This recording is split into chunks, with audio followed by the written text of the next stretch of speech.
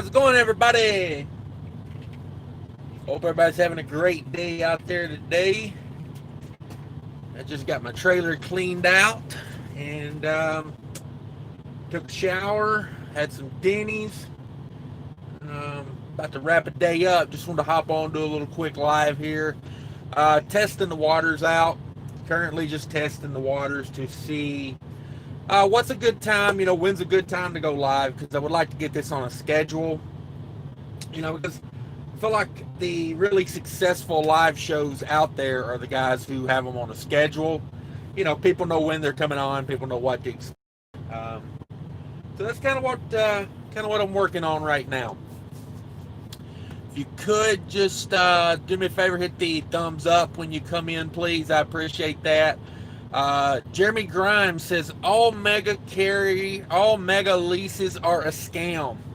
They're sure as hell not set up for you to make money. The reason I'm on this today is because, I don't know, like a month or so ago, I made a video about Hirshbach and their lease purchase.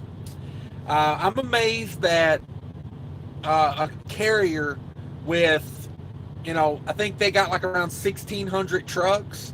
A carrier with 1,600 trucks can afford a multi-million-dollar jet. That just shows you that they are not, they're not sharing their money. They're not sharing what they're making. So it got me looking into them a little bit, and I mean, I think it's blatant ripoff over there.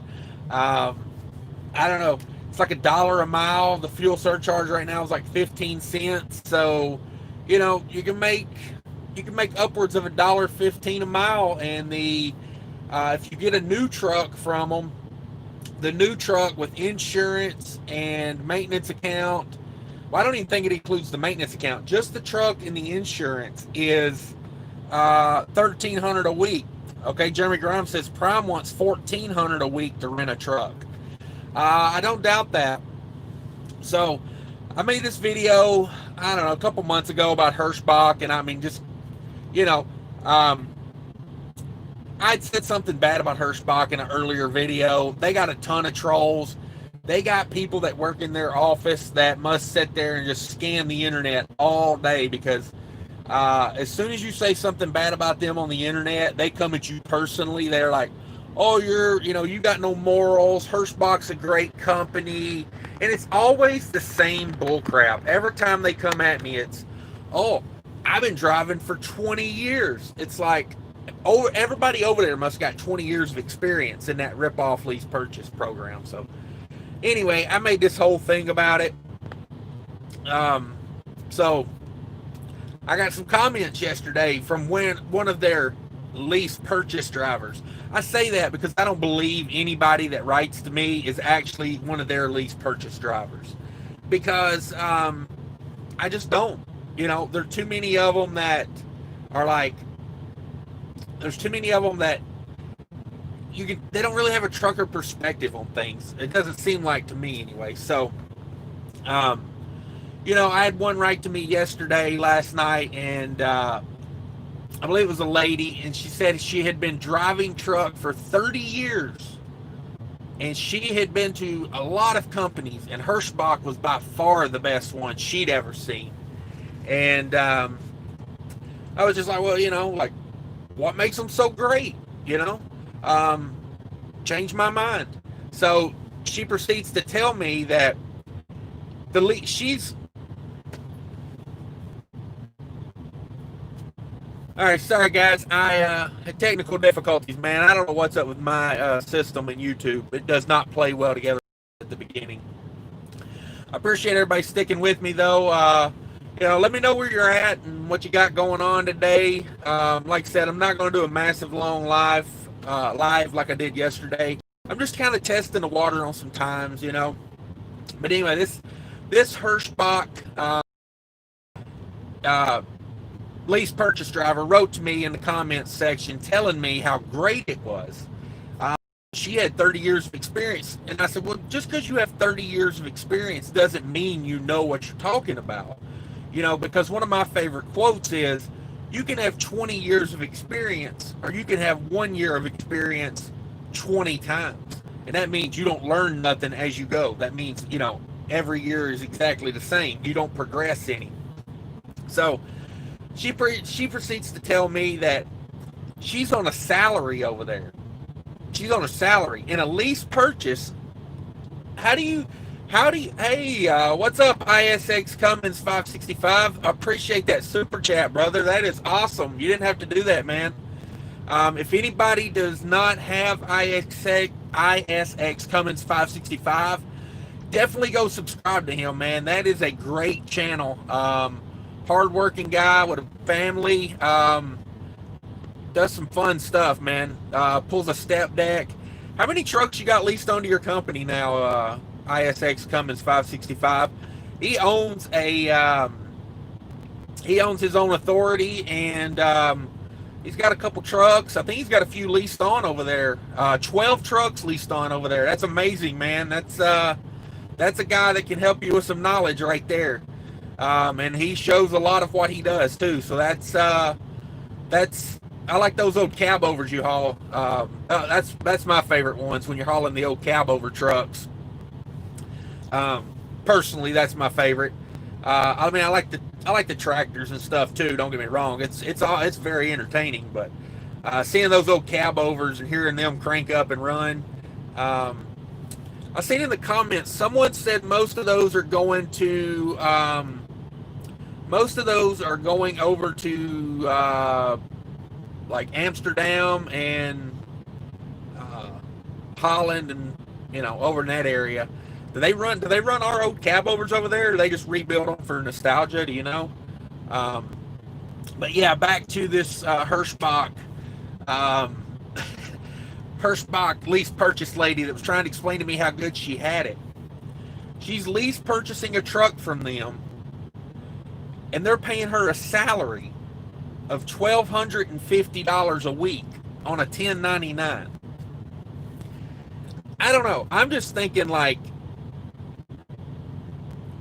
I just don't see like why that is a good deal. To me personally, I think they're taking advantage of her, but she defends them, so I say, let her defend them. As far as I'm concerned, get in where you fit in. If you're happy there, I'm not trying to talk her out of what she's doing, but I think if you're in a lease purchase from like Hirshbach, and they're paying you $1,250 a week as a 1099 contractor, they are making a ton of money on you, because you figure, say they probably pull a lot of contract freight, so they're probably like in that $1.80 to $2 range, so if they run 2,500 miles a week at $2 a mile, that's like $5,000 they're bringing in off of this particular person. So if they're bringing in $5,000 of revenue from this person, and they're paying her $1,250 to run those 2,500 miles, they don't pay her side of the taxes. You got to keep that in mind too. Jeremy Grimes says circle of death. Yes, sir. That's what those lease purchases are. Oh, hang on. I got a super chat. Let's see who that was. Oh man, Jeremy Grimes, $25. Y'all are too much, man. Y'all are too much. That will go to the diaper fund at the house, I'm sure. That's where most of the money goes around my house. 4 kids, it pretty much takes everything. But we are currently saving up. We're trying to I would like to put about 50% down on a house in Minnesota. That's why I'm running like I am these days. It's not cheap to get a house. Minneapolis is a expensive housing market. I mean, just like a 3-bedroom, 2-bath. You're looking at, depending on when it was built, if it was built like, the 70s or later, you're looking at probably, $220,000 to $250,000 for a 3-bed, 2-bath. Like, not a big house. So that's what we're saving up for right now. So I appreciate all that, guys. And ISX Cummins 565 is in Ashland, Virginia. So yeah, I don't know. What do y'all guys think about doing a lease purchase on a salary for $1,250 a week? And I didn't ask if that was a 7-day work week, or if that's like, like most companies, you work 14, you're off 2 or whatever, home every other weekend. I mean, even if you're home every week, I just don't get it, because if you're a 1099 on $1,250, all right, stick with me, guys. I got AT&T, so it is, it's not the greatest, and YouTube does not agree with with me for some reason on the lives. I get this a lot at the beginning, so just hang with me. We'll work through it. I know it's boring when you have to sit there and watch the spinning wheel. So I appreciate everybody does stick with me. So yeah, I was thinking, if you're making $1,250 a week as a 1099 and a situation like that, after you pay your self-employment taxes, you're probably I don't know, you're probably bringing home about, I would say, 2/3 of that. So what is that? About $800 a week, maybe. And you get no benefits because you're a 1099 contractor with them. It just seems like they're winning every way around. Typical. Everything I've looked into about Hirshbach is set up like that. It's all about their win. Driving by Braille. Hey, buddy, appreciate you coming in. That's a good channel too, guys. Check out Driving by Braille. He likes running out there in the desert where it's hot, and he's got a couple trucks leased on over there. He's pulling some retail freight. I thought more about that situation you're in last night, man. I don't know. Like, if they're paying you reasonably good, I just don't know if I could break out and go get my authority, because, when you're pulling loads that weigh 10 to 15,000 pounds and then you're empty all the way back from the drop, I mean, Jesus Christ, man, that is good times right there. Drive My Braille says, I've been with them 35 years, only drive 500 miles a week and make $8,000 every week. That is good money. Homeless Are Humans Too podcast show. Cash is king. Hey, buddy, I appreciate you coming in. And everybody kind of co-mingle a little bit, subscribe to some of these channels you see, because it is hard to get recognized on YouTube for sure. And hit that like button for me if you could too. I appreciate that. But yeah, this lady was vending she was really getting after it last night. She was telling me the business about how I don't know nothing, I'm confused, and all this. And, she's been driving 30 years though. So, it's like, if you've been driving 30 years, I mean, that's a long time to be out here, but,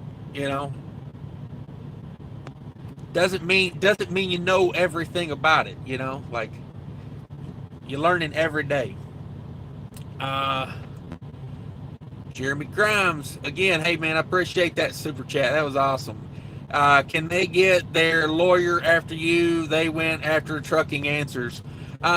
He was doing a video series called Crap Company of the Week, which is like a derogatory term. And I don't know. They might do it. I don't know. We'll see.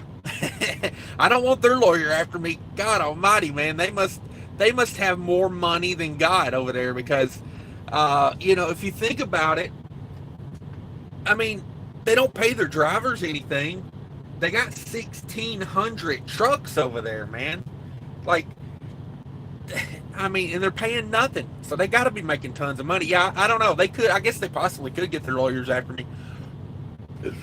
My video is called Hirshbach is the worst lease purchase in my opinion.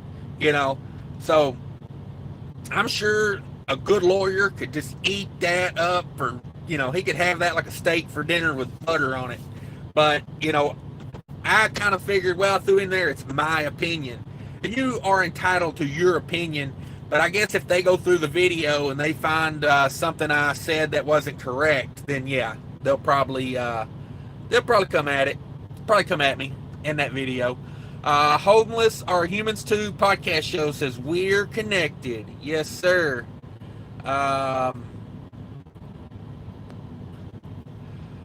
ISX 565, they restore them for shows. Okay, yeah, man, those cab overs, that Kenworth you had the other day, that brown and white Kenworth was, uh, that was pretty sweet. Pretty sweet. Looked like it was kind of been took good care of. It looked like, it didn't like it been restored, but I'm not a huge cab over fan, to be honest with you. As far as driving one, like working in one, yeah, no. Not my thing, not my cup of tea.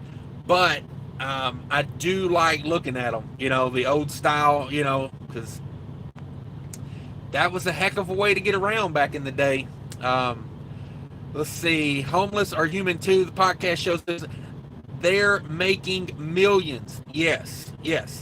They have a private jet over there at Hirshbach that's worth like $40 million or something like that. Like, how you have a jet that's worth that kind of money and you've got 1,600 guys that are, I'm not saying all of them are being underpaid, but a lot of them are being underpaid. And it's funny, it's like they got Stockholm syndrome, because they'll come over and complain to me about, oh, you don't know what you're talking about. I make, $1,000 a week as a lease-purchase driver. And I'm like, you're an owner-operator, and you're taking all that risk, and you're making $1,000 a week? Like, don't add up to me. And they got this thing where they do 99 cent a gallon fuel, but they take your fuel surcharge if you agree to that 99 cents a gallon. And Mark from Trucking Answers did the math on it, and if you get more than like 7.5 miles a gallon, I think he did the numbers on it. I know I did the numbers on it, and it came up to about 7.5 miles a gallon. If you get 7.5 miles a gallon or 8 or better, they're actually taking more money from you than you're saving with that 99 cents a gallon. But most guys never do the math on that, and they just take it for what it is, and they end up losing for sure. Paul Harris. Hey, Paul Harris. Thanks for coming in. I'm definitely going to look into that comment you left me earlier about the AC unit. I have not had time to look into that yet, but I appreciate all the comments and everything people leave for me like that, because that's a big thing with, what I want to do with the YouTube channel is just bring in all the information I can bring in and, share it out. And that's why I tell people, if you have a question for me, ask it in the comments section of a video, because there are so many guys that will answer you as well as me, and it helps out tremendously, because you got guys like ISX Cummins 565 in here. You know what I mean? He owns his own authority, and he's got 12 trucks over there. Like, if he was to see a question on a comment section and he knew the answer to it, I guarantee you he would help somebody out. Driving by Braille, same thing. Like, so if y'all got questions about stuff, or you got a good suggestion for me, by all means, leave it in the comments, because you never know. You may inspire someone else later on or help them out. Homeless Are Humans Too, the podcast show says 1,200 by 54 is 64,500 a year. Yeah, that may that I don't know. It's like there's a lot of companies you could do better than that. Because if they're paying you $1,250 a week, you're running, say, 2,500 miles an average a week. That's only 50 cents a mile, and then they got you on a 1099, so they're not paying any taxes for you. So you're responsible for all the taxes. I feel like you could do way better as a company driver than to mess with that. Nailed It, one of my favorite YouTube names, Nailed It, says, Cash, you need to see about getting that cash out. It'll save you a percentage that you pay to YouTube for the super chats. Yeah, I've got a cash out. I need to set one up for the YouTube channel. I've got a personal one. But yeah, I don't know. I seen something the other day about YouTube was not happy with people doing that, because it cuts out their percentage. But Jeremy Grimes, 1099 is BS unless you own the truck. Correct. If they're 1099 and you, like you're getting taken advantage of over there, especially like they don't even make bones about it. They're not saying you're a company driver on a 1099. I mean, this lady said, I'm a lease purchase driver and I'm on a salary for $12.50 a week. It's like, what? Like, you're paying all the taxes on $12.50 a week and you're gone all the time over the road. And see, that's the thing with me. Like, I don't mind driving the truck all day. You know, I don't mind going to new places. I got into downtown Chicago. I had to go to a meat packing place earlier. Well, it used to be meat packing place. Now it's just a cold storage. Man, I got down there and there was a road closed and my GPS was like not even having it. And then it was trying to take me down a road that was 5-ton weight limit. And then I was supposed to turn on this one road and it was like two roads side by side. And I turned on the second one and it had a 12'7" bridge on it. So I had to go up, make a left, get on the road I was supposed to be on. Luckily, you know, nothing happened. I don't mind all that. It's all a challenge to me. I mean, actually, I like the adventure of it. So that's driving the truck, dealing with all that's no problem with me. Dealing with shippers, I've got it dealt with. Dealing with receivers, I don't care how long it takes. I'll figure something out. I do like when I get paid to wait, but I'll figure it out. The big thing with trucking and the reason you need to be paid if you're over the road is because you're gone from your family all the time. Even if you get home on the weekends, that's still every single night of the week you're sleeping in that truck. And that's why, to me, I don't accept low pay. And I wish a lot of guys would take, when I was a company driver, I used to take the mindset that that company works for me. I don't work for them. They work for me. Because if they don't keep me running and I'm not making money, then I'm not going to sit out here on the road. And I will fire them and I will go find someone else that can do that for me. So that's the way I always looked at it. And if more guys looked at it like that, you know, because I just got fed up with it being on the road. I didn't always think of it like that. I was sitting around one day going, why am I sitting on the road for free, not getting any work, you know? And like, I know there's stuff out there to do. It's just the people aren't organized enough, you know? And I was like, see you later, guys. I got better things to do. So I think the industry would get better if a lot of guys would look at it from that perspective. I really do. If most guys would take it and go, okay, I'm not going to work for you because you're leaving me sitting on the road all the time. And, you know, like $1,000 a week is not acceptable to be gone all the time. You know, the way I look at it is you should get $100 a night to sleep in the truck. Then you should get paid above and beyond that. So, you know, that's kind of how I looked at it when I was over the road. And if you left me sitting for too long, you know, I would just call you and tell you, hey, I'm bringing the truck back to you. You know, I can find better things to do. I quit Averett Express. I worked there for like, I don't know, 18, 20 months, something like that. And, yeah, they started sitting me around a lot. I mean, right in the middle of, you know, a financial crisis, I was like, I quit. Like, yeah, I'm not going to sit out on the road for nothing all day, every day. Let's see. Yeah, definitely. If you own the truck, it's the only way you should be 1099. Homeless or Human 2 podcast show, 1250 times 54, 67,500. Yeah. That sounds good because the average, you know, income in America is probably like 45 to 50,000. But when you factor in how expensive it is to live on the road and you're gone from your family and all the things you miss, you know, it puts it in perspective. It's not a lot of money when you think of it like that. Now it says, I'm driving so I can't explain it. SPO, see about cash out if you don't know. Yeah, I got a cash out personally. I'll look into it for the YouTube channel. Thanks for the suggestion.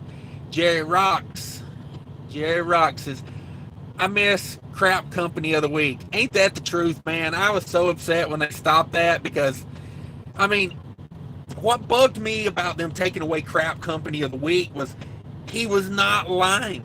He was not like getting on there and just saying his opinion. He was on there reading from their website. He would go on their website and say, all right, they pay, you know, 32 cents a mile. You got to be gone for 3 weeks at a time. And it was like, how can you, how can you get mad at someone for reading off your website because they were so embarrassed at what they were offering? They were like, oh my God, we can't have people reading that. Because most people that sign up for those companies, they don't do their research. They hate where they're at, and they're like, well, I hate, and this is just an example, this is nothing against any of these companies, but they're just like, well, I'll just do it. Like, I hate company A, so I'm going to go to work for company B. It's like those little books you used to get in the truck stop. I think they still got them. I went to grab one the other day for the live show so I could read some of it. But the little hiring books you get in the truck stops, it's like, go through those. And back when I was first starting out, I was with USA Truck. I started with them. And man, I used to go through those books and I'd be like, oh man, I should go to this company because this company, says they pay 2 cents more a mile and you get, 3,000 miles a week. And I'm glad I didn't do it because it would have just been same old bull crap with a different name on the side of the truck. You really got to get out of that mega fleet carrier mentality to move on. I got a best friend of mine went from Prime to Schneider. He started out with Prime, and like that's when they bumped up that training to 50,000 miles. And he was like, that's going to take like 6 months, so I'm out of here. And he went to Schneider, and I told him, I was like, it's the same crap with a different name on the side of the truck. And it sure as heck was.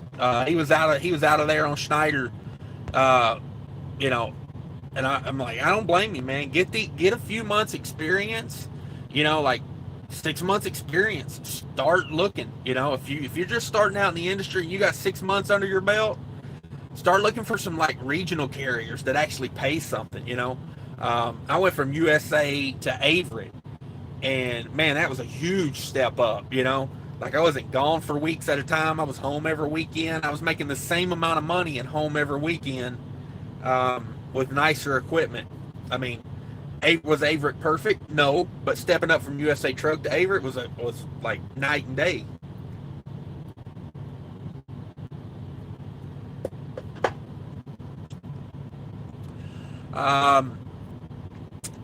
Rodney Crouch, appreciate you coming in. Thank you. What company are you leasing on to right now? I've never heard you mention their name.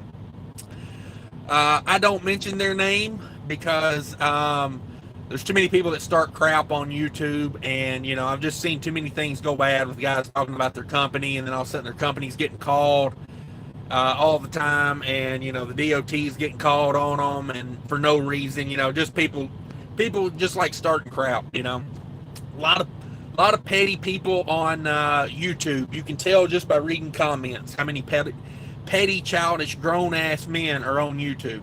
I had a grown man the other day leave a comment that said, "You're ugly."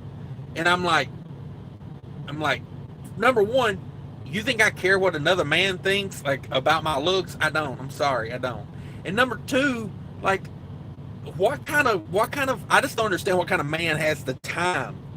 You know what I mean? I got kids, I got a business, I got so much going on. I can't go to your channel and tell you you're ugly. You know what I mean? If I watch your video and I don't like it, I just go on to the next one. And if I like it, I'll probably subscribe and I'll probably watch more of your videos. And I'll leave positive comments, Like, life's too short for a bunch of negativity in your life. You know what I mean? Don't let your heart get filled up with all that, man. It's a spiral. That's what it is.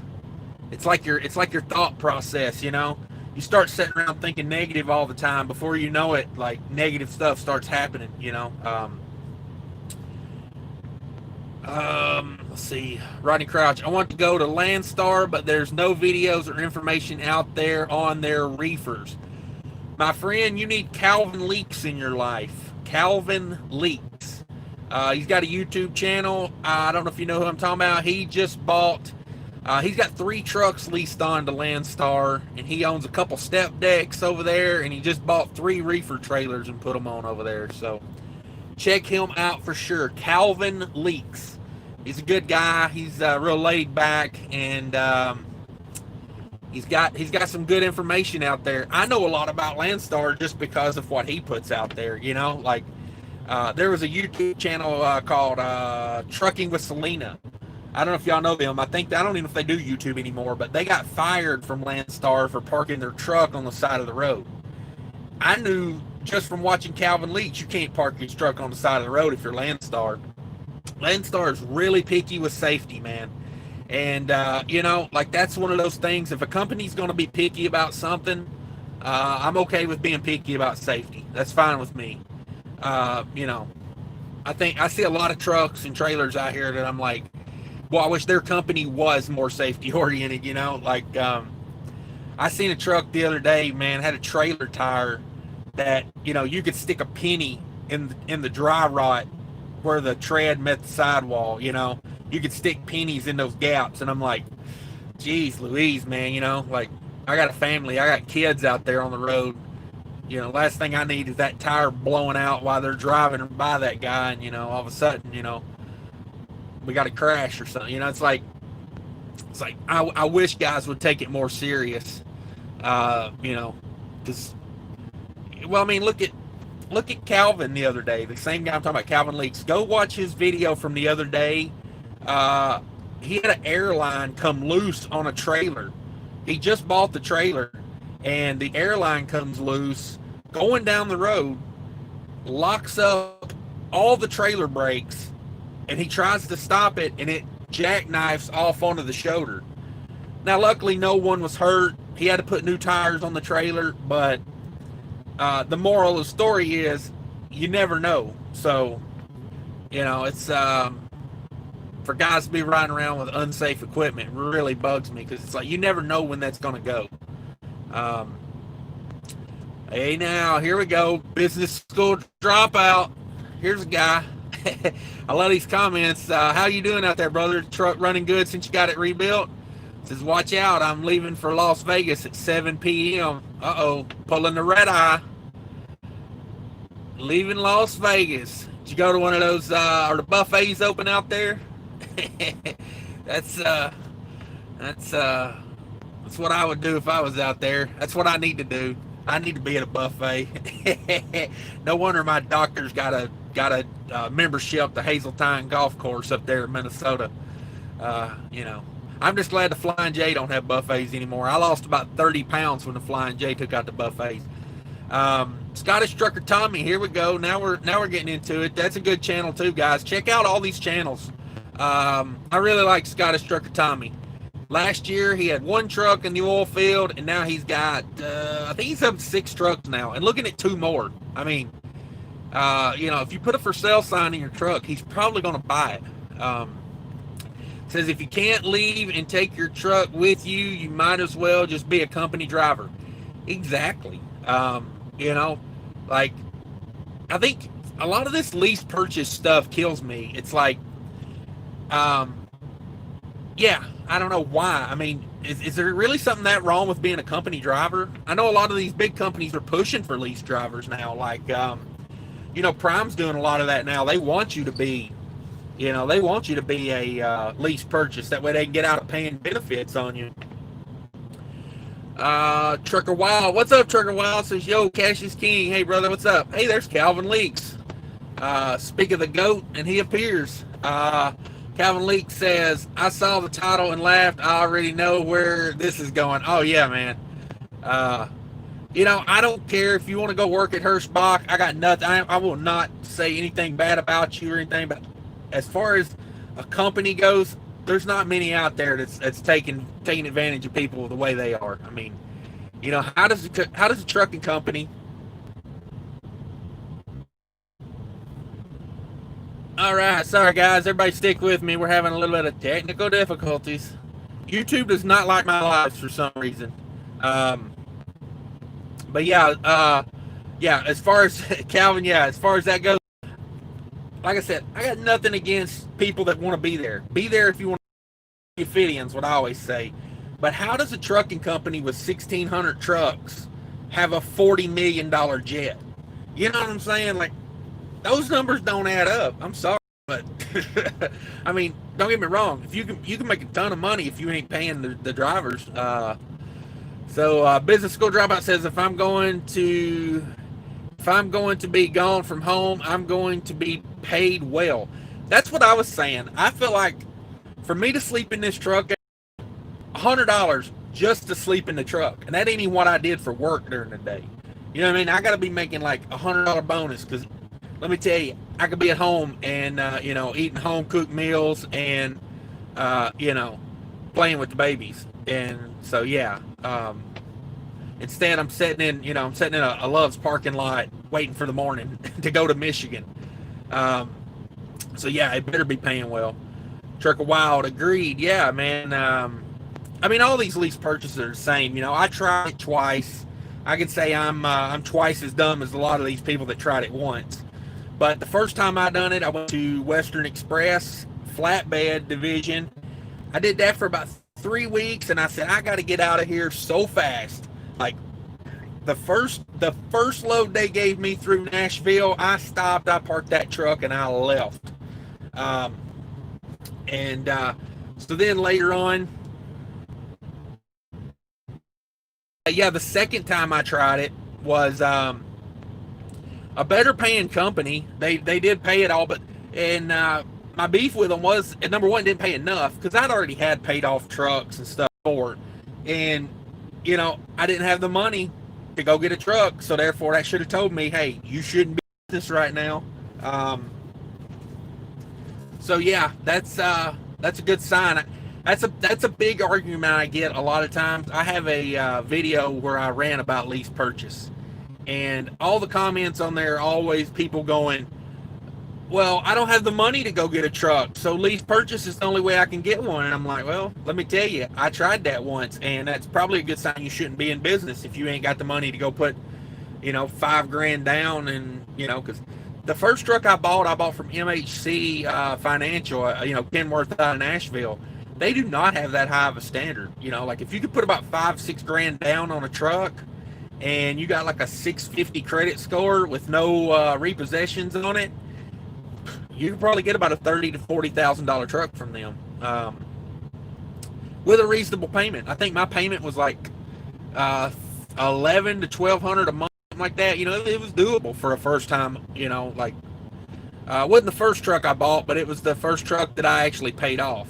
The first truck I bought failed miserable. I bought it right before the recession in 2008, 2009, and there was nothing to do. There was no freight. But the second time I did it, like I said, they paid a little better, but the problem with it was they control everything. And see, that's any lease purchase that's okay is it pays okay, but at the end of the day, you don't have any control over anything.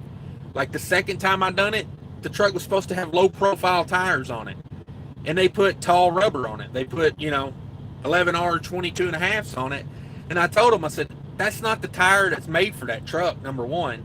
That changes everything. And they weren't hearing it. They were like, hey, we got a good deal on those tires, so you should be happy you got new tires. And I'm like, well, you didn't give them to me. You took them out of my maintenance fund.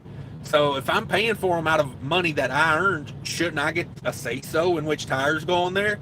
And they pretty much told me to go kick rocks, and I did. Got up out of there. Business School Dropout said, how did you go from 35 subscribers last year to 1,100 today? Lots and lots of videos. And a big part of it's watching my own videos and being critical of myself, which is kind of hard to do because, it's like, it's cringy.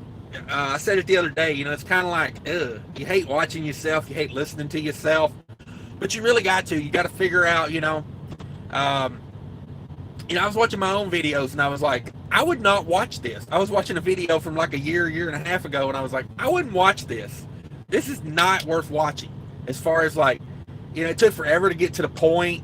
I really didn't have a good point to get to. So now when I do a video, I kind of have a couple lists, one or two things I like to talk about, you know, and kind of lead into,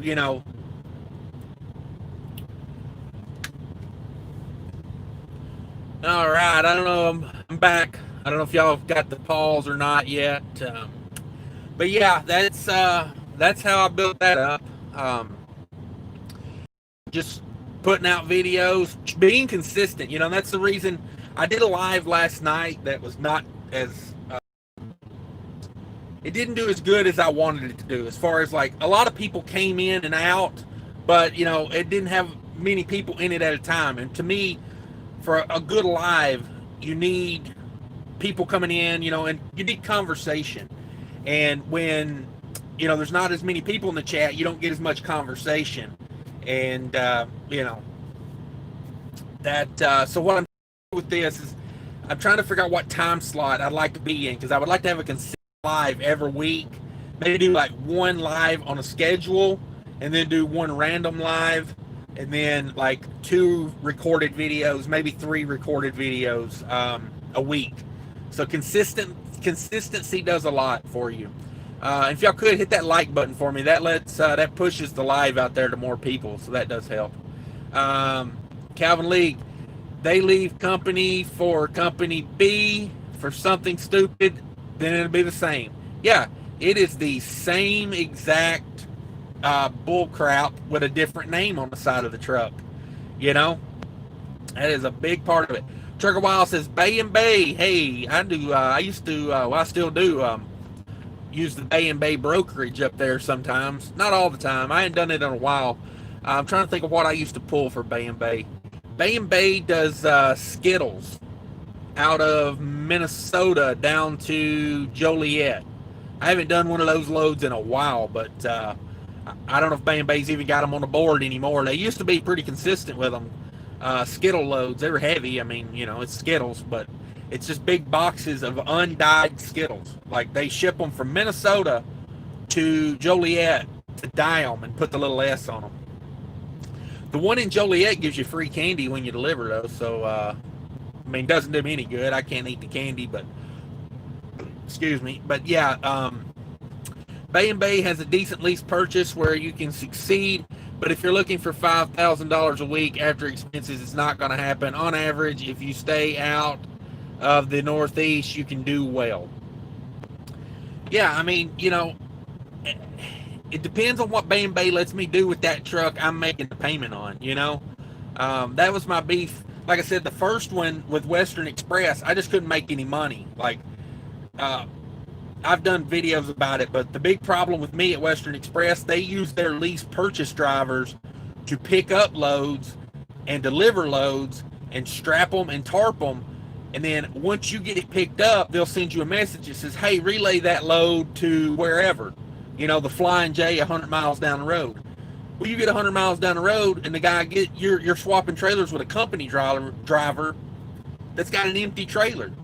And you take his empty trailer, and he takes the load that you just spent 45 minutes to an hour strapping down, and then another 30 minutes tarping.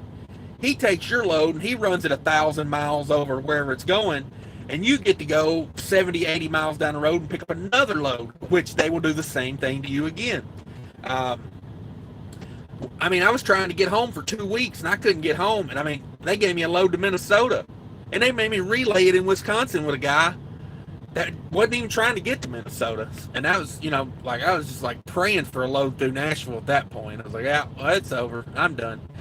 Because they gave me a load out of Nebraska that weighed like, I don't know, it was a gravy load. It was like 10,000 pounds. It was just nothing. It didn't have to be tarped. Just 10,000 pounds. Throw it on, strap it down. It was like a piece of metal or something. Great load. I get it. It's going all the way to like Connecticut. And I'm like, all right, finally, I'm going to make some revenue. Now, I didn't even get out of Nebraska with it. They had a company guy come get it. And then they deadheaded me over to pick up some plywood or something. Had to be tarred. It's just like, they got you, man. They got you. Because you can't control nothing over there. And the second place I went to, they controlled everything about the truck, So, yeah. They want to work on it all the time because they got paid for the warranty work. Philip Owens. Hey, everybody. What's up, Philip Owens? Appreciate you coming in. Trucker Wild said, stinking thinking, stay positive. For sure. Good luck at Rodney Crouch. Yeah, man. Landstar, it's like, I feel like Landstar is one of those you pick your destiny over there, because some guys do killer with it, and then some guys do it for 3 months and they leave. So I've definitely looked into Landstar, and I don't know, I may look into them again one day. I'd like to find something dedicated here in about a year and a half, 2 years from now. I'd like to find something that pays good. It's more dedicated, like I had that run that was going from Minnesota to North Carolina, then up to Norfolk, straight back to Minnesota. But that's a 7-day run. So it's like, what's the point of having a dedicated run if you're working 7 days a week? I want that, like, from Minneapolis to Milwaukee, maybe down to Chicago, and then back to Minneapolis, like a 4 or 5 day run. And then I'm off for like 3 days.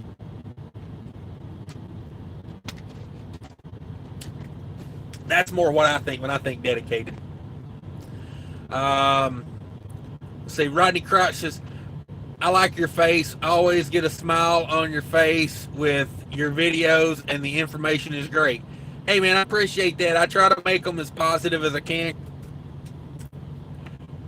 Man, we are choppy today. Sorry, guys. But yeah, I always try to make the videos as positive as I can. Nobody wants to hear a Debbie Downer.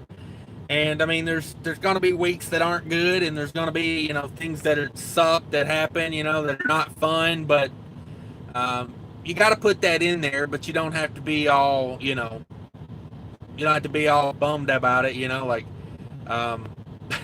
I wasn't even that bummed when the rear ends went out on my last truck, and I had to pay, a horrendous tow bill to get it off the side of the freeway. And then, I had to pay like $8,000 or $9,000 for Freightliner to rebuild the rear ends. So, just part of trucking, Elias Riviera, hey, thanks for coming in, man. I appreciate it. He says, Eli here, just a guy looking to learn as much as possible before getting in the trucking business. Thank you for what you're doing, brother. No problem, man. You're like the type of person I create a channel for, because back in the day, when we were moving freight with horse and buggies, we didn't have people telling us what it was all about on YouTube, and it's nice to know some numbers before you can. And my numbers are pretty realistic. I had a guy complaining the other day that I put what the carriers cut in there as well. But that's the revenue I generate. I have to give 20% to the carrier, but that's what I generate. So I put the whole number out there, because if you go get your own authority, you can just say, well, hey, I get the carrier's cut.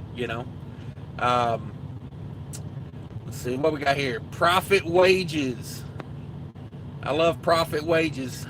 What up, player? Not much, man. Having a little live here, trying to figure out what's a good time slot for a live. It's doing pretty good tonight, keeping people in here. So I don't know. I put out a video earlier. It's doing pretty good as far as views and watch time. So maybe Saturday would be a good time. Driving Barbarell says that jet is a lease purchase. He's talking about that Hirshbach jet they got over there. Yeah, man, oh man. Company got a $40 million jet on the back of them drivers. So it's sad to say, but they did it. Trucker Wild says Mars Candy. Yeah, I believe that you are correct. It's like a DHL runs over there in Joliet. I think it's one of those it's like how they third-party logistics or whatever. I think DHL's got that over there, Mars Candy in Joliet.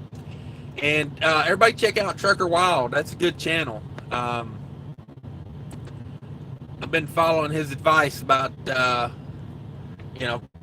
treat your wife like it's your first date. That's going well. I appreciate that advice. It's a good perspective. Said, I emailed you, hit me up. We're going to go onto base. Check everyone later. Oh, y'all doing military loads over there, right? Trucker Wild's at Panther doing military loads. So yeah, it's interesting. Check him out. That's a cool perspective. Scottish Trucker Tommy, another channel you guys got to subscribe to. He is getting really close to 1,000 subscribers now, so definitely hit him up. Says the main reason to be an owner operator are to control your time, work when you want, and also build equity in your equipment for your future. If not doing that, be a company man and get the benefits. Right? Yeah. Get you a nice union job and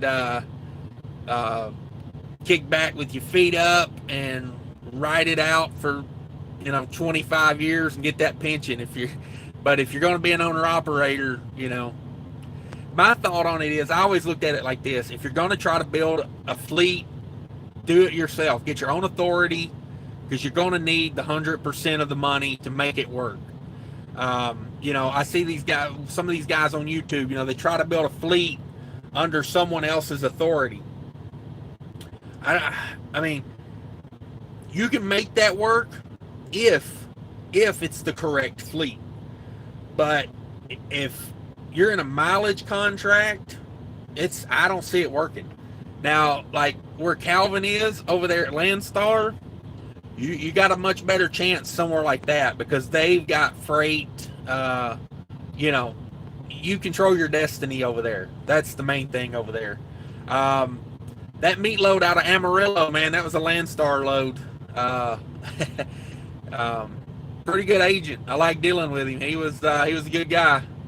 He didn't bug me about it. He just he wanted to know when I left and when I was unloaded. That's the only thing he asked me, and paid attention. I was amazed at that, man. He didn't even question it. I was like, yeah, I've been at this shipper for like 6 hours. And he was like, just put the time on the bill and send it to me. I was like, awesome. Philip Owens saw a CR England truck in a car-only rest area in Virginia earlier, trying to figure out a way to get out. Yeah, he's probably going to have to put her in four-wheel drive and go through the bushes. And that's going to be a pity, because Virginia, boy, they like their pretty flowers and their landscaping.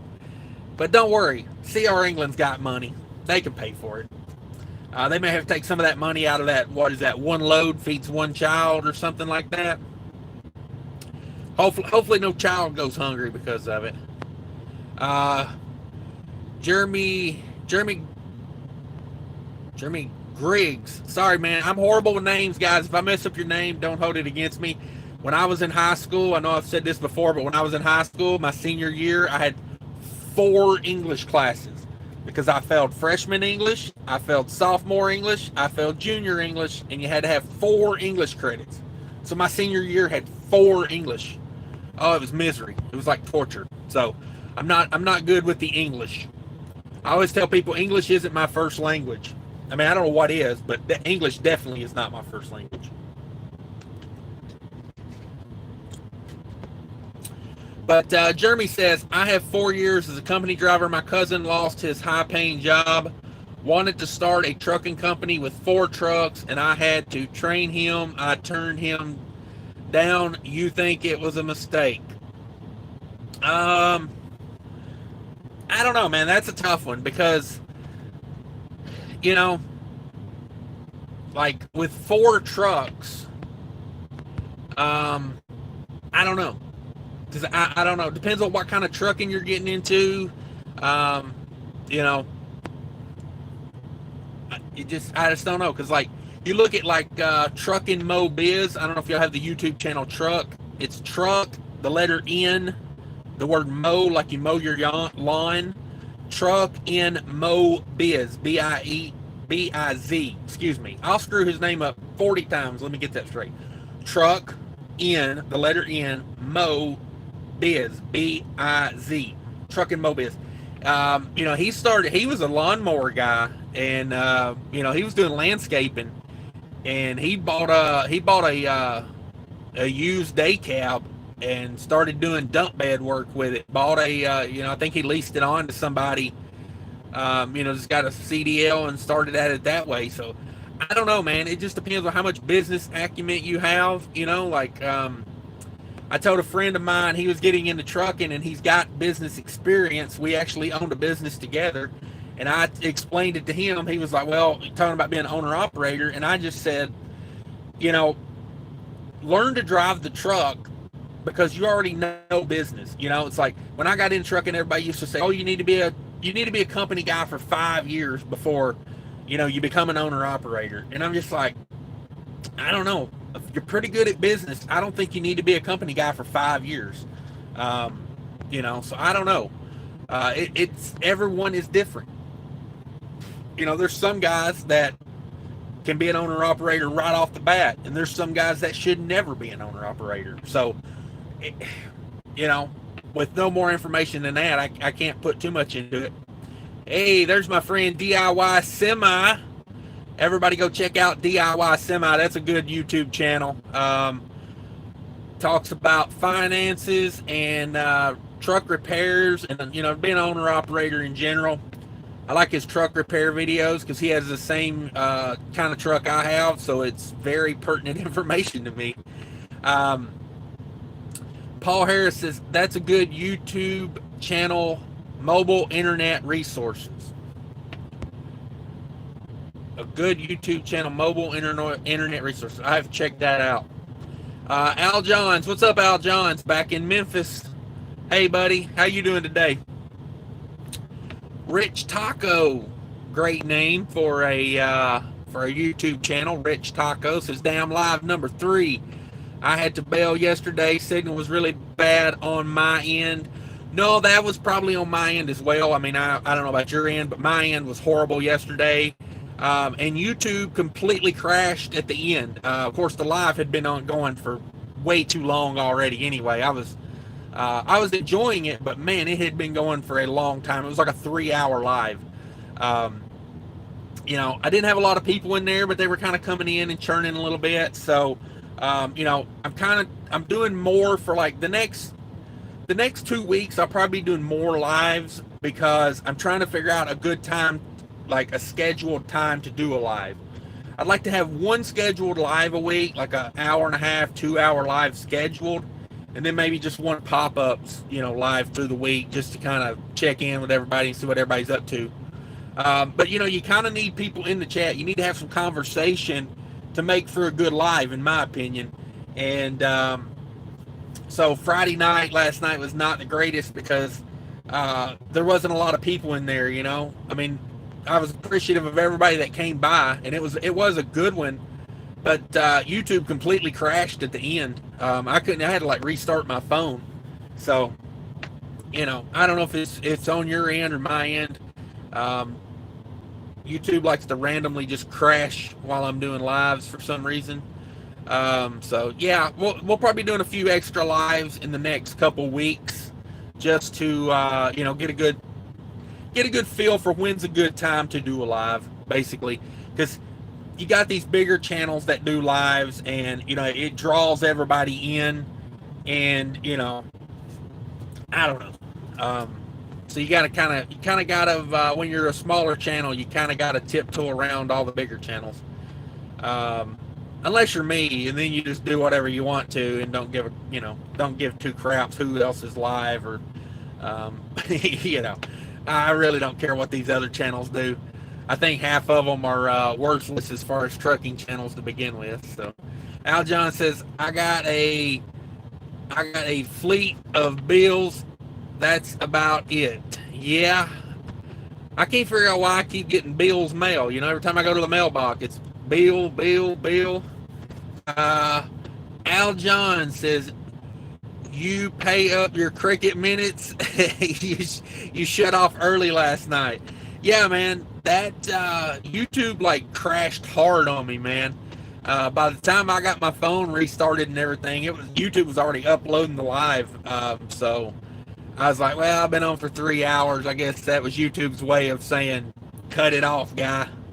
DIY Semi says, I'm not getting your notifications. Going to try to unsub, resub. Yeah, sometimes it helps if you turn those notifications off and back on.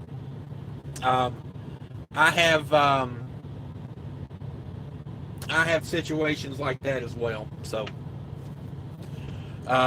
people that I know I'm subscribed to, and then I see a video where it's posted and they did a live like 3 hours ago, and I'm like, well, I didn't get a notification for that. So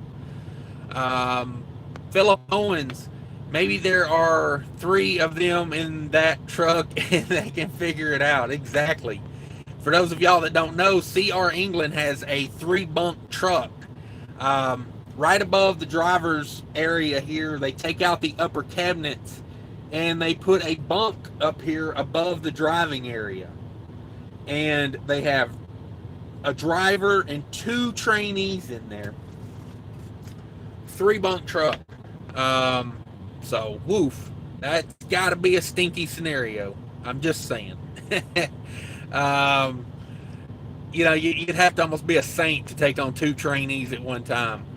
I did a trainee. I trained a couple guys at USA Truck, man, and it was like, I literally drove one guy from West Memphis to Fort Smith. I drove him across Arkansas and dropped him like a bad habit. Yeah. I said, there is no way I am riding in a truck with that guy. He spoke about 3 words of English, and he would not do anything I suggested to do. He was riding some ladies, he was about 2 inches off back of some lady's car going through a construction zone, and I was like, guy, you need to back off that car. And he's saying something about we're on a schedule, or they're holding us up. And I was like, well, you riding 2 inches from their bumper ain't gonna speed them up any. I said, if they tap the brakes, we're both going to be here all damn day, and that schedule is going to be out the window. So I pulled into the terminal in Fort Smith, and I dropped him like a bad habit. They probably put him with another trainer, It's USA Truck. They got I used to tell people that there's like 2 things you got to have to work at USA Truck. A pulse and be able to fog a mirror. They don't even care if you got the CDL. They'll make that happen. So all you need to be is alive, basically, and pass a drug test. So basically, have a pulse and be able to pass a P test, and you can get hired at USA Truck. Al John says 1 load feeds 1 child unless you're employed by CR England. Then your kids don't eat unless you get food stamps. Yes, that is correct, my friend. Rich Taco says, hit the thumbs up, people. Yeah, hey, I appreciate that, Rich Taco. Good reminder, everybody. If you could hit that thumbs up, that pushes the live out to more people. Suggest it to more people. And the more people we can get in here, the more of a party it will be. Philip Owen says, picked up a trailer at the yard the other day with a scale ticket showing 500 over on rear tandems and a note saying they slid them. Huh. I mean, if they reimburse for scales, I may rescale that. You know what I mean? Because not all trailers are created equal when it comes to sliding those tandems. A lot of times on these reefer trailers, I've noticed the back pins are like worth, like $250 to $300, and then when you get like at the 48-foot mark and forward, they're worth a little bit more. They're worth like $350 to $400. So, and it also depends on how the trailer is loaded. So, if it's uniform product from front to back, I'm pretty good at guessing at it. But when I do these multi-stop loads, you may have jars of pickles in the front. You may have, frozen bread in the middle, and then you may have, milk or yogurt in the back. You could have heavy, light, heavy pallets, and when I get those, if they're over like 30,000, I scale them.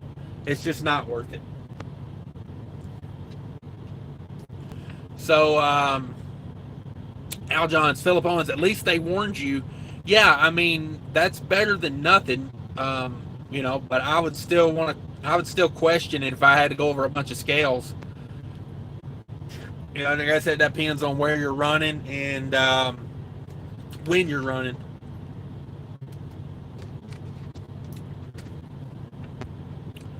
Let's see here. Philip Owens pulled in Virginia Way Station and 2,500 over on the rear. They slid them the wrong way. Oh my God. They let me slide them and then leave though. Well, that was cool because, um, you know, I pulled into an Indiana scale house and I didn't scale it because I went over a North Carolina scale before I even made it to a place where I could scale the load. In North Carolina, green lighted me. I took out. Well, I guess tandem weights are different in North Carolina than they are in Indiana. I didn't look, complacency and whatnot. I didn't really think about it, to be honest with you. I just thought, hey, it must be good if North Carolina says it's good. So I got to Indiana, and I was over by 500 pounds, and he let me slide them, but he still put it on my, he put it as like, I don't know, I didn't get points for it, but he put it on my CSA as a warning. So it still shows up on there as like, I was overweight, but I wasn't ticketed. I'm like, I mean, I don't know, no points, it ain't that big a deal, but still, I'm like, dang, dude, why didn't you just let that one slide? I was like 500 pounds off. Al Johns, I'm the never guy. I'm lucky I got the Captain Crunch with free CDL in it. Yeah, no kidding. Lucked out on that one.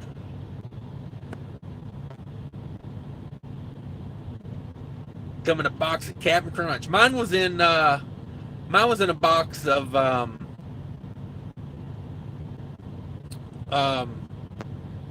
never mind. The one with the stickers and stuff in them.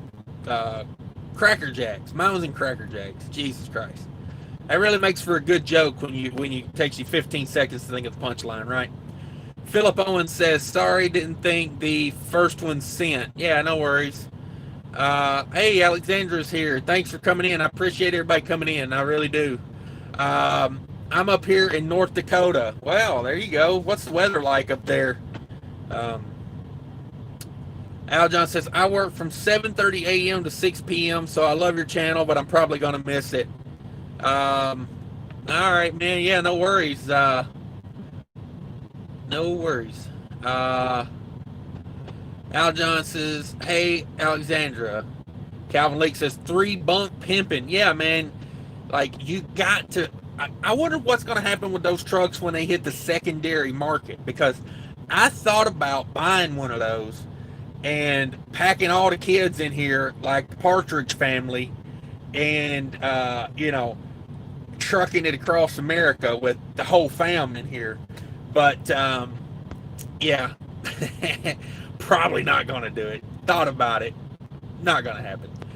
Nobody wants to go on the road with me. Well, none of my family wants to go on the road in general, just to be honest. They're not about the trucking life. Paul Harris says he is a guy leaving customized pulling containers from Jack's. He's leaving for Landstar. For those who want to know more about Landstar, his channel is Trucker AK. Trucker AK. Oh man, that sounds familiar. I think I've seen that. I'll have to go back and double check that. But yeah, man, I watch so many trucking channels. You think for a guy that gets off work after trucking all day wouldn't want to watch things about trucking, but I really do. I like all aspects of it. It's I don't know. There's a lot of elements to trucking, and that's the thing that intrigues me. You can like this guy. You can do customized, containers. You can do, flatbed. You can do anything, heavy haul, grain hauling, anywhere in the country. There's a trucking job. You can haul logs. So yeah, I'll check out Trucker AK. That sounds familiar though. I'm pretty sure I may already be subscribed to that.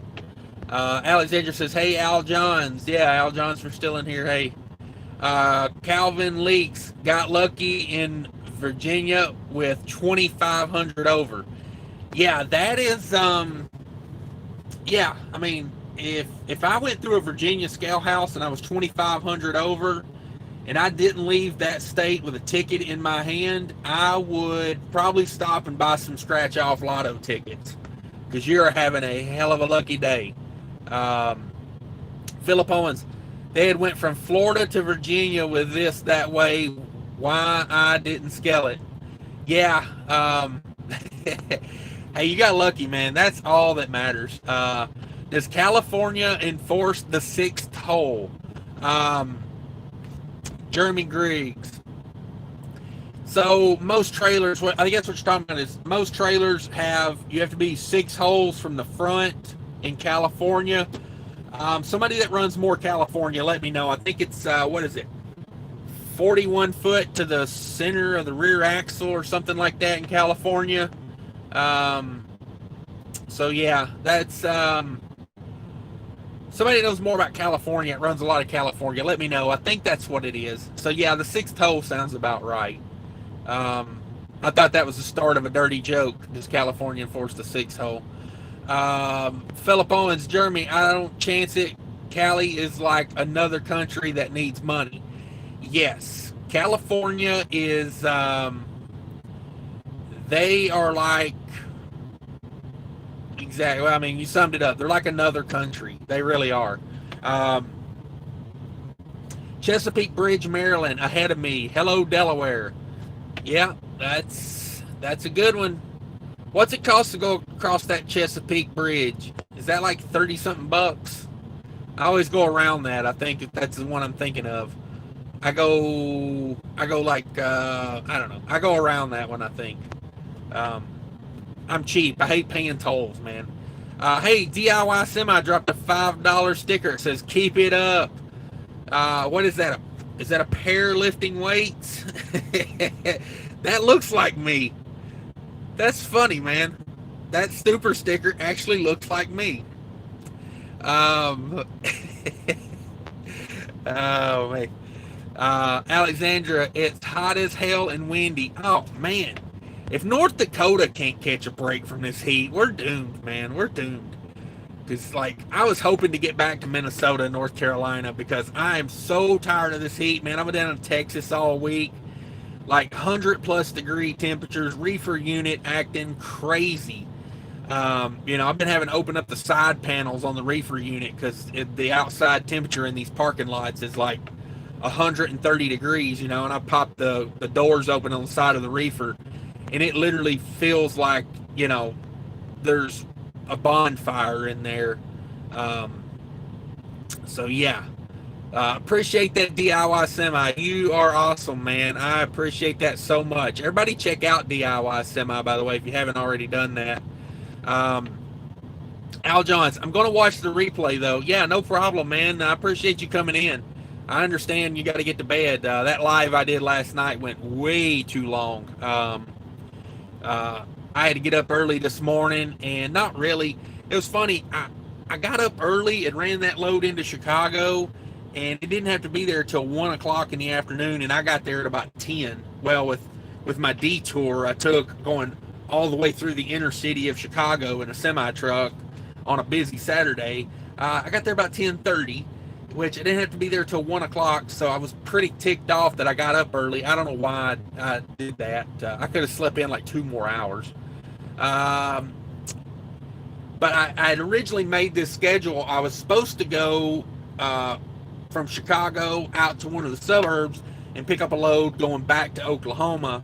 But then I got a call about this load from Michigan down to Ohio, paying like $7 a mile. So that's what we're doing tomorrow. Love that, man. 1 day run, like ASAP delivery, hardly nothing. Oh man, I got to turn off these freaking Trucker Coach notifications. They always come on when I'm live. If anybody wants to go watch the Trucker's Coach, he's live. You can go over there and check him out. I got no plans of stopping right now, though. We're on a roll. Calvin Leake says them trucks are in SLC at Freightliner. I saw them. Salt Lake City Freightliner. Oh man, if you're out there, give me a quote on one of those those 3-bunk trucks, man. I'll hire me a couple drivers, and we'll go 3 deep on this Freightliner. Um, oh my God, what a mess. Um, like when you take a road trip with all the kids, it's like, everybody's got to stop and pee ever so often. When you put three people in a truck, there's going to be a lot more pee breaks. You know what I mean? It's just the laws of nature. Um, um, if anybody leaves to go over there and watch the trucker's coach, go over there and tell him I'm live. Since I just told you he's live. Yeah, give me a quote on one of those trucks, Calvin, if you could, next time you're out there. I wonder how much more of that bump. I wonder if the extra bump increases or decreases the value on one of those. Philip Owens says, at Calvin Leaks, I know I was so mad they just told me on the speaker to adjust it and pull back around 2 holes from the rear going to Jersey City. Ouch. Yeah, you gotta love them when they're stretched out, man.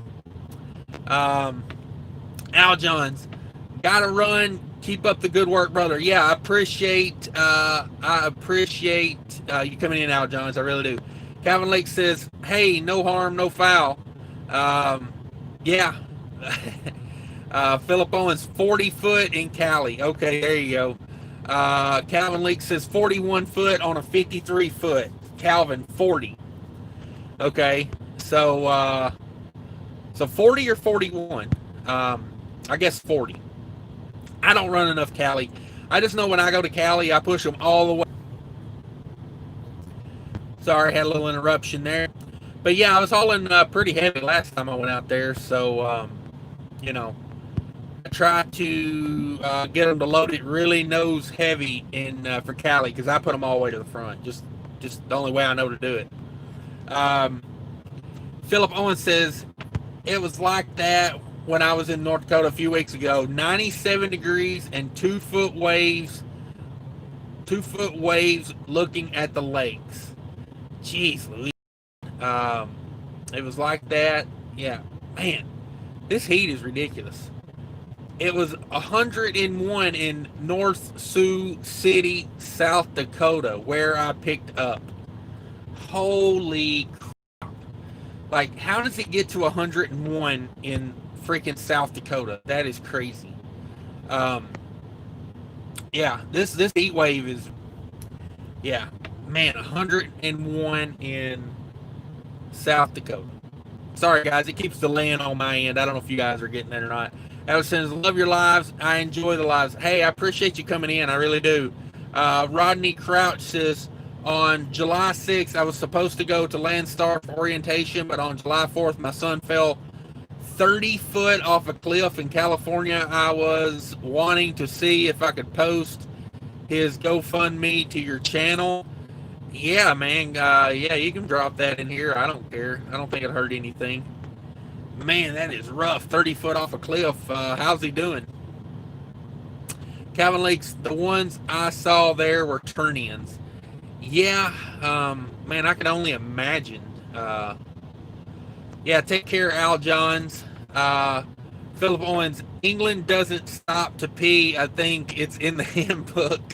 A guy in the 3 bunks, they got 40 hours less with the trainer. Huh. So if you're in a 3-bunk truck, you don't have to do as much hours in training. I mean, I guess, when you're asleep back there and hopping and hooking, I guess that's experience. Doesn't make any sense to me. Calvin Lake's 40, it's 41 in places like Florida. Okay. Yeah, Florida got me one time on that. I had her stretched out, pulling a load. I don't even remember what it was, but to make it legal, I had to stretch it out, and Florida got me, and they were really nice about it. The state trooper lady was like, I was like, she asked me if I owned the truck. I was the owner-operator, and I was like, yeah, I'm an owner-operator, and she was like, well, I'm going to let you slide because I don't want to ticket you. So I guess if I was a company driver, I'd have got a ticket that day. The big problem was, I was in a hurry to get out of there. So I grabbed up my paperwork and I got back in the truck and I took off. And I don't know, a couple hours later, I realized I left my ID there, and oh man, it was a mess. Because some places want to see your ID when you get loaded, so it turned into a real mess. um, yeah, so it was a mess. Hey, did anybody see the news that down in Louisiana, the truck stop that's got the tiger truck stop, the one that's got the tiger and the camel and everything? Did anybody hear they're tearing that place down and they're going to rebuild it, but they're getting rid of the tiger and the camel. They're sending them off to some zoo. Yeah, so no more Tony the Tiger in Louisiana. So I thought that was funny because that was like one of the first like things when I first started trucking that I thought was like pretty neat. So Philip Owens, isn't Florida one of the places that allows 57 foot ones though? Texas is the only state I know that does 57 foot trailers. I mean, I don't know. Alexandra says it's 90 here now and we're going on 7:30 p.m. Yeah, that's the way it was down in Texas the other day. It was like, it was dark out and it was like 92 degrees outside. Yeah, I'm not made for that kind of heat, I'll just be honest with you. Like, I am not meant to be in that kind of weather. I start melting at about, I don't know. I really start melting down at about 72, 65, somewhere in there. So yeah. Alexander says, it's so hot that my book sweat has book sweat. I'm gonna assume that that's meant to be something else. But yeah, I don't know. Kind of looks like it's gonna rain here, and I'm just into Indiana here on my way to Michigan. I got about another hour and a half to drive in the morning, but I don't have to be there till 9 o'clock local time, so I'm in no rush. There's no rush to get over there in the morning. Picking up some produce. Not a bad load, man. I was super glad I got called about this one because, like I said, I had another load booked back to Oklahoma, and the guys in the office called me and were like, we got a better load than the one you got. And because they found the one to Oklahoma for me. I was driving, I have them look at the board. Some of the dispatchers in the office, I have them look at the board while I'm driving. And they called me with the one to Oklahoma, and I was going to take it. It was paying like, I don't know, it was, what was it, like, it wasn't even 1,000 miles, and it was paying like 21, 22, I think it was at 21, and they were trying to get 25 out of it for like 900 miles, something like that. It was a pretty decent paying load. But then they found this one over in Michigan, and they're like, hey, do you want a one-day run that, pays really good? And I was like, well, heck yeah, I do. Money, not miles. That's my motto. Let's see here.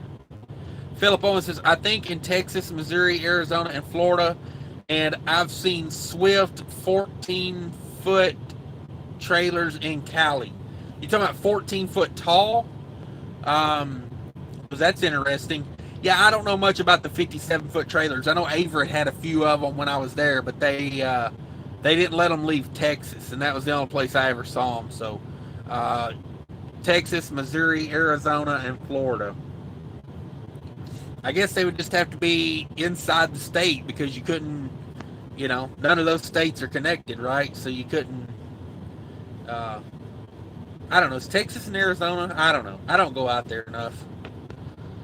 Let's see. Philip Owens says, or maybe they just don't want them to hit bridges, so they lie. Man, I was in Chicago earlier, and they had two roads that ran side by side. Like, they had like a median in the middle of the roads. And I thought one was one direction, and on the other side of the median was another direction, like, southbound, northbound. No, these were two different two-lane roads. that both had a north and south. Well, I went up and turned on the far one because I was, trying to go north. And when I turned onto that one, my GPS said, "Hey, you're not on a truck route right now." And as soon as I made the turn, I seen a sign that said 12'7" ahead, and I was like, "Oh man!" Like, I don't want to be that guy. I don't want to hit the low bridge. So yeah, I had to go up and make an immediate left and get my butt back on the correct side of the road. So that was interesting.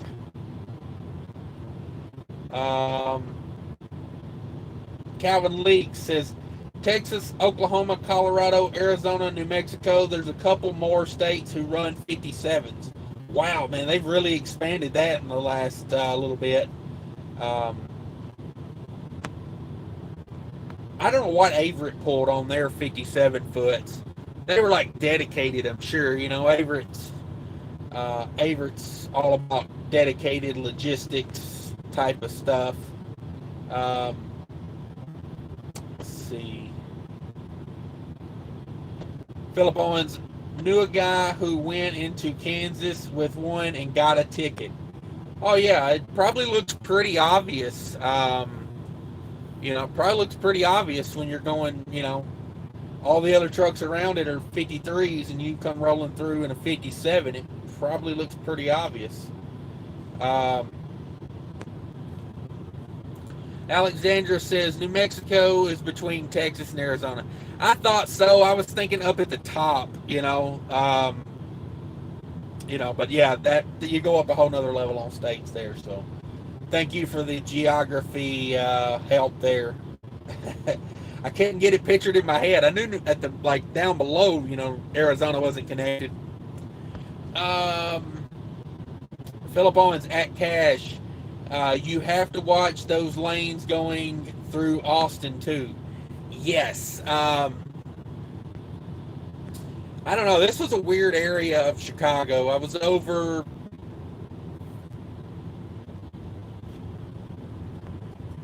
All right, we're back. Sorry, I've got another phone over here. I got on Wi-Fi that I'm trying to watch and see how it's doing as far as if it's glitching or anything. 'Cause I've had so much trouble with the last two lives as far as being glitchy and everything. See where I'm at with the chat. Yeah, you got to watch them in Austin. Austin does suck as far as traffic. When I used to go to Laredo all the time, man, Austin was the one place that I was just I dreaded. Because if you're anywhere near rush hour, and this was this was probably close to 10 years ago now. I don't get down that way very much anymore, but yeah, I mean, I can only imagine what it's like now with, it blowing up like it has. That's the same way Nashville has done, really, though. If you look at, a lot of these states like that, the hipsters have moved to, like Austin and Nashville. It's and they move there in droves, man. So yeah, Nashville's got that way as well. It is crazy through there. It's like they grew too fast for the size of the city, for the infrastructure. I always complain about Minneapolis being that way. Minneapolis definitely is not designed for the size population it has right now. Especially around the airport area where the Best Buy headquarters are. Philip Owen says, own a 57 though, 43K load, and you might be overweight on gross. I didn't think about that. Yeah, I mean, you got 4 foot of trailer there. That's gonna add that's gonna be a heavier trailer. So yeah, if I ever have to pull a 57, I will keep that in mind. Alexander says, I used to go through Austin in the middle of the night when I did my runs to Laredo. Yeah. I would do Houston in the night, and it was pick my poison. Do I go to Houston at night, or do I go through Austin at night? There was really no winning in that situation. Philip Owens, What's wrong with Austin? Cowboy truck stop near there and tried to sell me stimulant herbals, guns, like in a one-stop shop. Yeah, no doubt. I mean, Austin's becoming one of those towns, man. It's popping up. You can get into some trouble in those type of towns. But as I always recommend, go to Laredo and get in trouble on the other side of the border. End up in a Mexican prison. Uh, Probably not where you want to be, but just saying. Um, Alexander says, too many folks in too small of an area. Yeah, I mean, you know, Minneapolis, when they, like in the 90s, they brought in all that, the refugees from Somalia. And, it's like, when you bring in refugees, like in a generation or two, that population's going to explode because they went from being refugees to having stable homes, stable incomes, and, the American way of life. So they're going to have more kids. It's like they didn't build the infrastructure for the future there, to me. It's like they built it in like the 60s and 70s, and they were totally like, oh, this is gonna be good for like 100 years. And then like 25 years later, they were like, we did not plan this out well. Philip Owens, hookah lounge. Oh, buddy, going to the hookah lounge in Austin. I can only imagine what a hookah lounge in Austin is. What's popping off in there. Yeah, that's a good time. Alexandra says, I had to do Houston Walmart runs a couple years ago. I hated those routes. Yeah, Houston is a beast, man. It really is. Ronnie Crouch says, thanks to all my fellow truck drivers. If you could please help my son, even if it's just $1, we would gladly appreciate it. Thanks for your hard work and dedication. Yeah, no problem, man. I hope he's doing better. Man, that's a heck of a thing. Take a 30-foot fall. You never want to see one of your kids hurt. So that's, prayers go out to your son for sure. Ronnie Crush is also a shout out to Cassius King for letting me post this. Thanks. Yeah, no problem, man. That is rough. I'm sorry to hear about that. Philip Owens, I've ever been in Laredo near Christmas. Last year they shut down the way station for medical stations. Wow. Yeah, I heard Laredo got the corona thing really bad, and I don't know if y'all watched the Asian My show, but he's got the coronavirus. The guy on YouTube, the Asian My show. That's a good dude. That's a good channel. Everybody go check him out. Show him some support. But yeah, that dude, he looked rough the other day. He did a video, and he's a household mover. So he's in decent shape, younger guy, but boy, it really got a hold of him. So you just got to do what you got to do. Try to take care of yourself the best you can.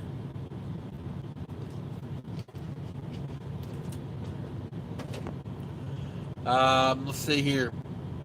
Philip Owens, I've ever been in Laredo. Okay, shut down away stations for medical stations. Philip Owens, people going back to Mexico for Christmas. It was jammed south on 35. Oh, I did not think about that. Yeah, that is.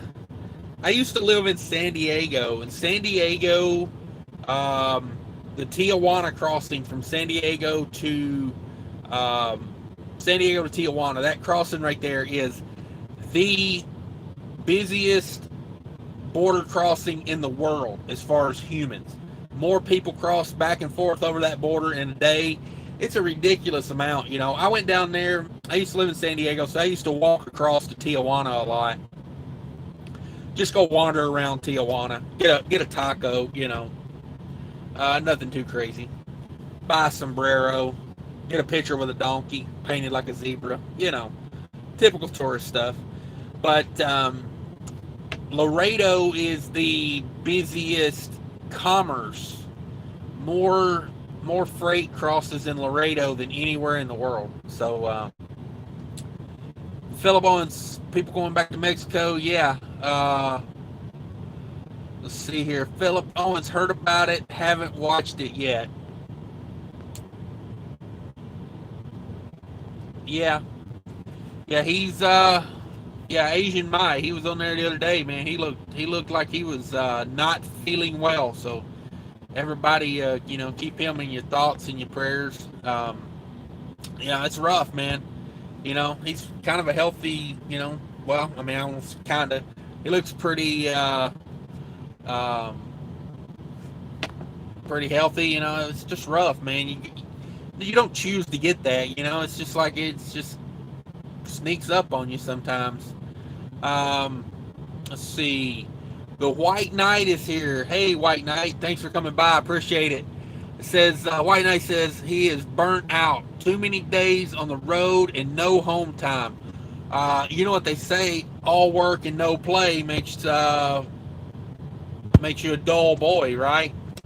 Isn't that what the saying is? Makes Johnny a dull boy, something like that. Calvin Leaks. I lived in Tijuana. Ah, man. You wanna? You bet you do. You wanna Tijuana? Yeah, man. You live down there. So, did you own a donkey and have him painted like a zebra? That always killed me, man. I mean, like, as soon as you cross the border, there's like people just nonstop trying to get you to take a picture with a damn donkey painted like a zebra. I mean, I'd done it. I wish I still had the picture, but oh man, I'm not proud of it. But I took the picture with the donkey. I did it. Philip Owens, I have an iguana fall off a trailer one time in La Fiera, a border town south of Brownsville. Oh man, probably scared the living crap out of you.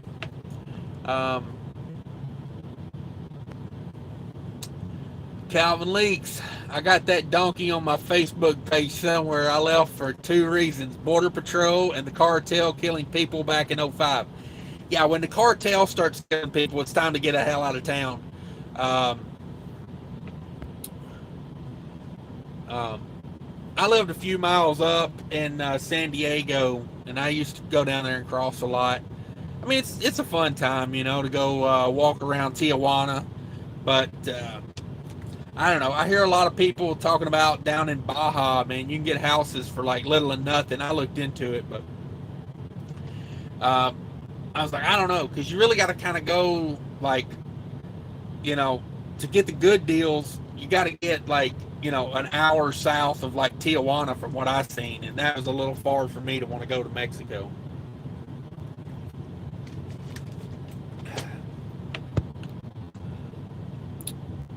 Philip Owens says they have half donkeys, half zebras. Is that what that is?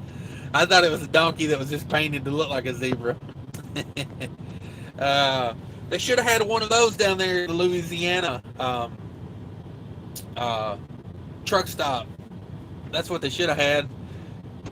Philip Owens, one of my best friends, is a Marine Corps major in San Diego. He says the cartels in San Diego is no joke. Yeah, I don't know if I'd really want to spend much time in Tijuana these days as far as, yeah,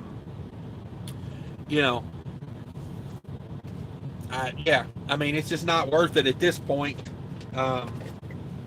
It's a pretty rough situation they got down there.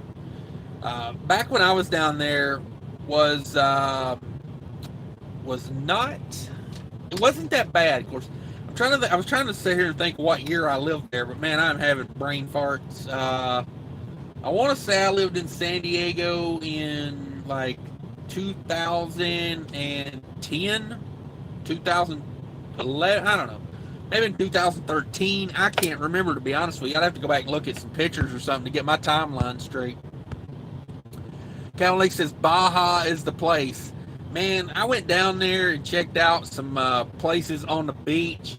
Like, you could get, and this was probably 7, 8 years ago now, but you could get like beachfront property in Baja, like, not spectacular houses, or maybe like one street off the beach for like 75,000 for a nice little house. And I mean, it definitely had me thinking, but the thing of it is the catch to it from what I seen was you got to have the 75 because ain't no bank going to loan you the money to get a mortgage down there because of, like you were saying, the risk of, the cartels come in and, kill you and burn down your house, and then the bank is, SOL. So just something to think about. All right, guys, I think I'm fixing to wrap this one up. I don't want to go as long as I did last night. But I do appreciate everybody coming in. If you could hit that thumbs up for me. And yeah, let's see here. Before we go out, Alexandra says, I've been to Mexico. It's too hot for me, and I don't speak Spanish. That is a bummer when you do not speak the language. I spent some time in Amsterdam, and it's nice over there because, they speak, like 90% of everybody speaks English and Dutch. So, it's pretty nice. I mean, everything's written in Dutch, but everybody speaks English. So that's nice. But, yeah, guys, I appreciate everybody coming in. Thank you very much. And I'm out of here, guys. Take care of each other out there. Bye.